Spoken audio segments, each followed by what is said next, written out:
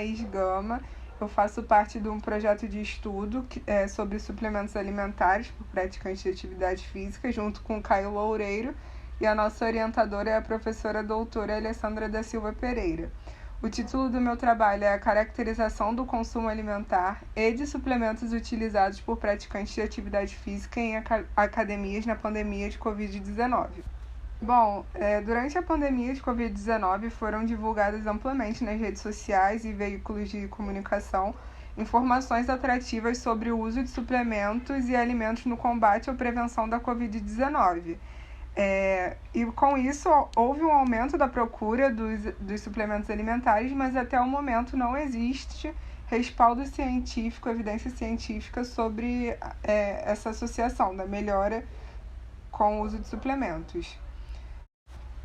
Alguns micronutrientes realmente funcionam com ação benéfica no sistema imunológico, mas muitos são alcançados através da alimentação adequada, que, como pode ver, todos os alimentos são fontes de algum tipo de vitamina, e aí, no caso, não precisa suplementar porque são alcançados pela alimentação. E o CFN ressalta a importância de uma alimentação balanceada para alcançar todos esses nutrientes, né? E que seja rica em nutrientes, e alerta que não existem superalimentos, fórmulas, shots, sucos ou outros métodos que sejam indicados para prevenir ou até mesmo como um tratamento por pacientes contaminados pelo vírus. E, de acordo com a resolução do CFN 731 de 2022, a prescrição dietética de suplementos alimentares pelo nutricionista inclui nutrientes, substâncias bioativas, enzimas, prebióticos, probióticos, produtos apícolas, novos alimentos e outros autorizados pela Anvisa para comercialização, isolados ou combinados, bem como medicamentos isentos da prescrição à base de vitaminas e ou minerais, e ou aminoácidos e ou proteínas isolados ou associados entre si. O gasto energético do praticante de atividade física, ele varia de acordo com o esporte praticado. E das atividades diárias também, como a ida ao trabalho, o tipo de trabalho, se é mais sentado, se tem mais atividades. E a deficiência da ingestão de macronutrientes e micronutrientes pode comprometer o seu desempenho esportivo e alcance dos objetivos, além de trazer disfunções hormonais.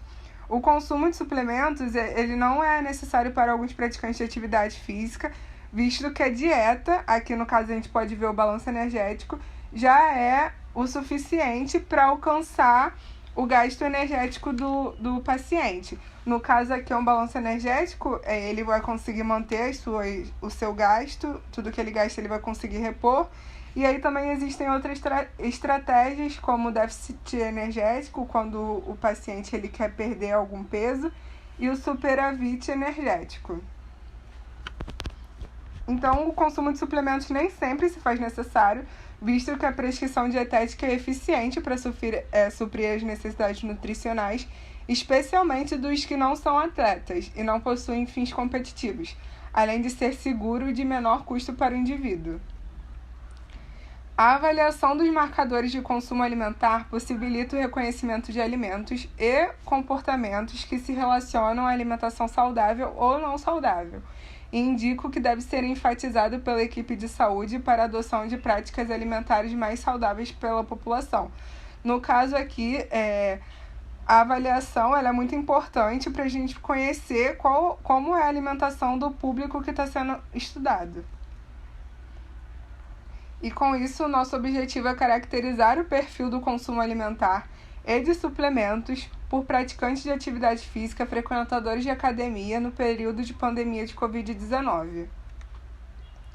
Nosso estudo ele é um estudo transversal, observacional, durante a pandemia de Covid-19, no ano de 2021 até o momento. Foi aplicado um questionário socioeconômico e de frequência alimentar através da plataforma Google Forms. Para a análise do consumo alimentar, foram coletados no questionário a frequência alimentar, onde o participante relatava quantas vezes por semana ele consumia determinado alimento.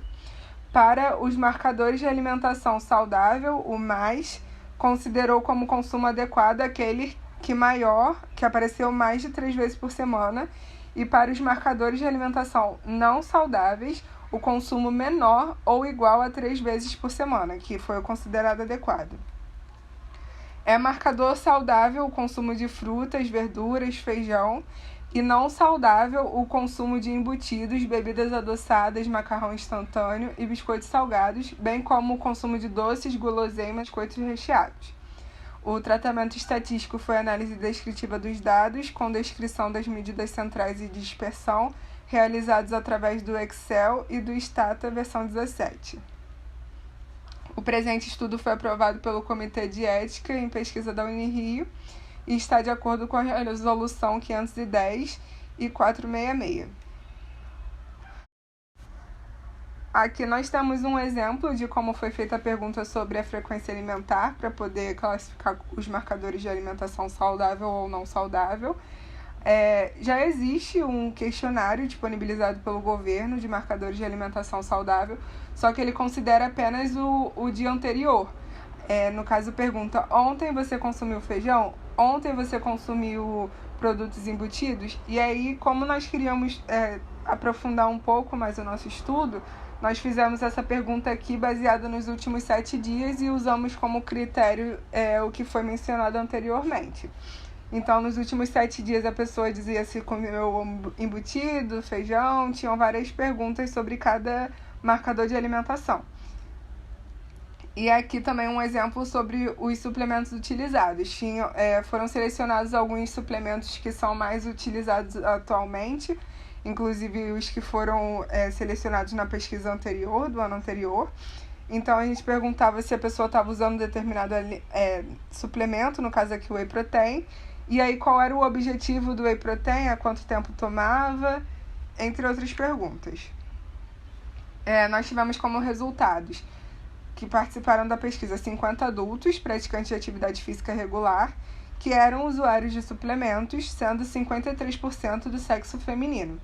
Quando nós perguntamos sobre a satisfação da imagem corporal, 63% disseram não estar satisfeitos e 37% disseram estar satisfeitos.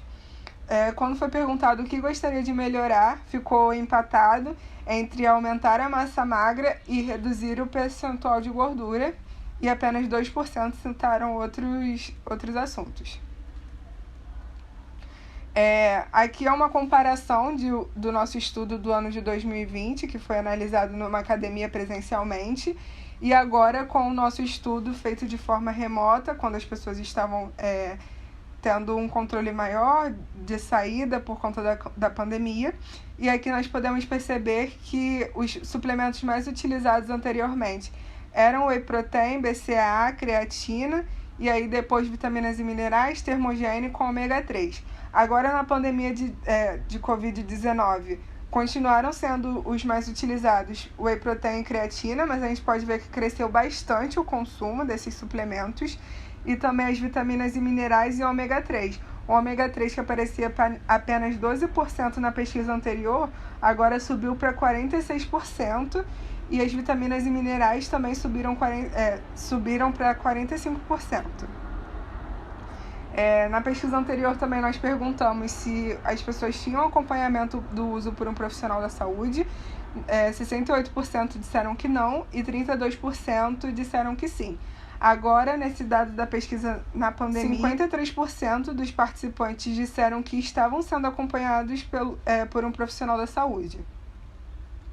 Sobre os marcadores de alimentação saudável, nós percebemos que os legumes cozidos apareceram em 79,5% dos participantes, seguido de frutas, que foi 73%, salada crua, 59,2% e feijão, 47%.